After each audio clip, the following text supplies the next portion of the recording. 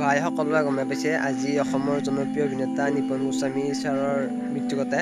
তেখেতে বহুদিন ধৰি হৃদৰোগত আক্ৰান্ত হৈছিল আৰু গুৱাহাটী নিমকেয়াৰ হস্পিটেলত চিকিৎসাধীন হৈছিল আৰু আজি 9:15 দেহাৱসান ঘটে আৰু তেখেতৰ এই পৰলোকপ্ৰাপ্তিয়ে অসমীয়া চলচ্চিত্ৰ জগতৰ সকলো লোকৰ লগতে সমূহ অসমবাসীক কন্দুৱাই থৈ যায় আৰু তেখেতৰ মৃত্যুৰ সময়ত 80 বছৰ হৈছিল আৰু তেখেতে 1942 চনৰ 3 ছেপ্টেম্বৰত তেজপুৰৰ কমলবাৰীত জন্মগ্ৰহণ কৰিছিল।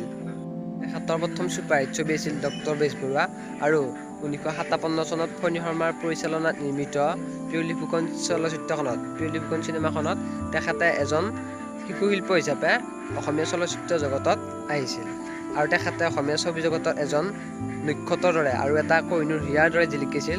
তেখেতৰ এই চিনেমাসমূহৰ যি এক্টিং কৰিছিল সকলোকে অতিকৈ আকৰ্ষণ কৰিছিল আৰু এই এক্টিংবোৰ তেখেতৰ কোনেও পাৰিব নোৱাৰে আৰু তেওঁৰ আমি ছবিসমূহ হয়তো আৰু নাপাম আৰু তেখেতে বহুতো চিনেমা কৰিছিল আৰু তেখেতে যিবোৰ অভিনয় কৰিছিল সকলোকে আপ্লুত কৰিছিল আৰু তেখেতৰ এই অভিনয় কেতিয়াও অসমবাসী ৰাইজে পাহৰিব নোৱাৰে। অকল ছবি জগতে নহয় নাটকৰ লগতো জড়িত আছিল আৰু তেখেতৰ ছবিসমূহ হৈছে যে ককা দেউতা হাতী আৰু নাতি, কাদম্বৰী, খৰংকাৰ এনেদৰে বহুতো ছবি তেখেতে কৰিছিল আৰু তেখেতৰ আত্মাই যাতে ভাল ঠাই পায় তাকে কামনা কৰিছোঁ, ভাল গতি পায় উচিত জেগা পায় তাকে কামনা কৰিছোঁ।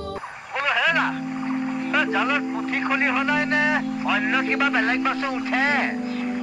কেতিয়াবা পাওঁ পানীৰ তলৰ বস্তু ঈশ্বৰে দি দিয়ে আৰু। পিছে দেউতা আপোনাক আগতে দেখা মনত নপৰে দেখোন। আমি কেতেকী বাৰীৰ পৰা আহিছো পলাই চাপৰিলে বুলি। এইডাল কি মই এইডালৰ ওপৰত পাৰ হ'ব লাগিব? হয়, এইডালৰ ওপৰেৰে পাৰ হ'ব লাগিব।